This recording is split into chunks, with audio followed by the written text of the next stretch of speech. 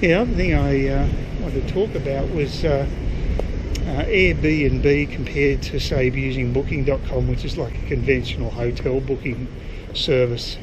I've switched from Airbnb back to booking.com, which I used originally, mainly because with Airbnb you roll the dice a bit. You're not dealing with professionals, you're dealing with people who are not professionals at hosting strangers in their home, and they I've had good experiences and bad experiences with Airbnb. As I say, you're rolling the dice. What I find the most disappointing is that they really have terrible customer service. It was so musty inside, so mouldy, that I could hardly breathe. I couldn't stay in the place the 3 nights that I'd booked. I had to leave early, and Airbnb couldn't give a crap. I sent feedback to them, didn't get any reply. They just don't give a damn.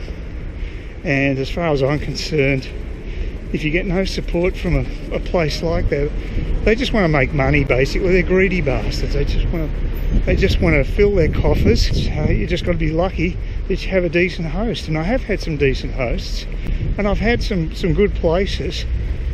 But I'd say overall, it's too risky, because I only stay at Airbnb places in the past that have had good reviews, and that doesn't even that doesn't guarantee you of a good stay, because the reviews you get through Airbnb are nowhere as accurate as what you'll get through a site like booking.com, where the people staying have absolutely no connection with the hotel they're staying at, and they're prepared to actually say what they really think.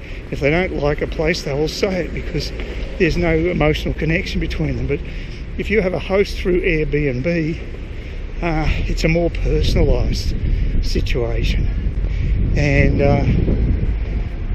people just don't really pay out on the hosts, even when they should. It's just human nature. So when you're looking for a place, you can't trust the review system. It's just not that good. That's my experience anyway. And I know I'm not the only one saying that either. I found references to the same problem online.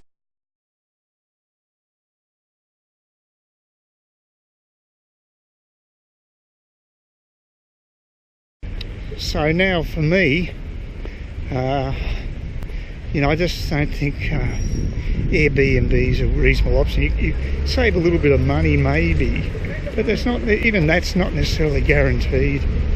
But one thing you will get when you book through a normal hotel and what have you, you'll get some level of professionalism that you don't get at Airbnb. Ironically though, one of the second place I booked in my last trip to Saigon was through booking.com, and it was like an Airbnb place. They seem to have now tried to snare that part of the market, and it could actually be their downfall, because you want to differentiate your product, and booking.com deal with more of the standard type accommodation product that's been around for years, and it may cost a little more, but it also provides you with more support, because you have things like 24-hour reception, for instance. And that's what really wasn't the case in the second place I booked in the last trip. And I actually just cut short my booking with them, because I want that at this stage of my life, because I'm getting a little older. Maybe if you're a backpacker you wouldn't worry about it so much, but I'm way beyond that type of demographic. So yeah, it's just, for me, I believe that booking.com provides a better service. And when I say booking.com, I'm talking about any of those online booking places, because Agoda is also owned by the same company, parent company, which is Priceline in the US. So they've got a number of sites under their one banner. I just personally prefer doing my bookings through booking.com, and it seems to work for me. And the hotel I've got in Saigon I think is really good value.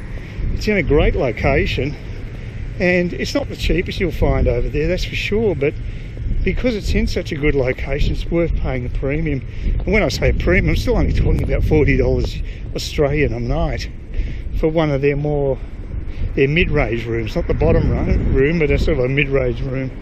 So that's not bad, and they might even upgrade me because they did that to me last time. So that's another thing that I've never experienced before, that they did it. And I've heard of other people staying there who've also had upgrades. So they might be good on upgrades, which is fabulous. Because I might score myself a place with a balcony.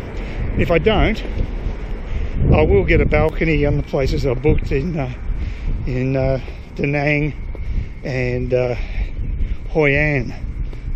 Both those places have got balconies, and they also supply free breakfast as well. So it looks pretty good. But they are about $10 extra a night. Oh, the one in Hoi An is anyway.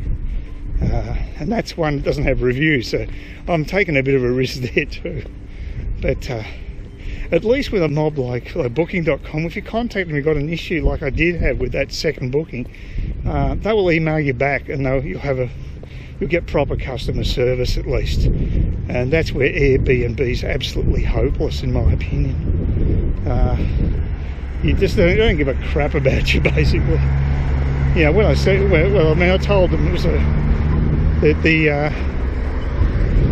the mould was a health issue, was a health risk. You think that'd raise a red flag to any responsible type organisation, but they just didn't want to know about it, and that was a point where I thought, well, stuff you, I'm going to reassess my options when it comes to booking accommodation. And I've been gravitating more and more towards booking.com again, and now I've pretty well done it totally.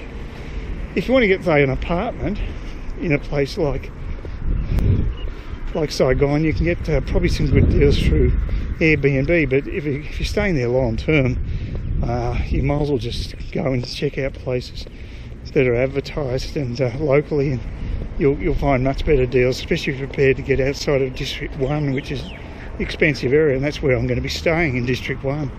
So you pay a premium for that, and I'm prepared to do that. As if I was living there full time, I'd be living probably in some place like District 7, which isn't too far away, but is a lot cheaper. So just horses for courses. Please consider subscribing to my channel if you think there's anything there of use to you, or entertainment or whatever, and either do that or give me a thumbs up, or if you're feeling really energetic, do both. That'd be great. But please don't ignore me. That's the worst thing you can do on YouTube, is be ignored.